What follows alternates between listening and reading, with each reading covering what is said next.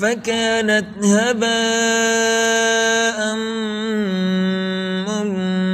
منبثا وكنتم أزواجا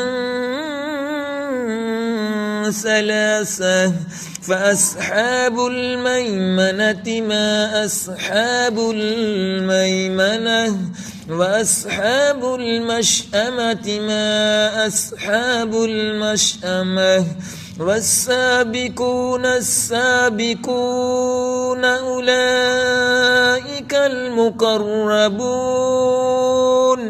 في جنات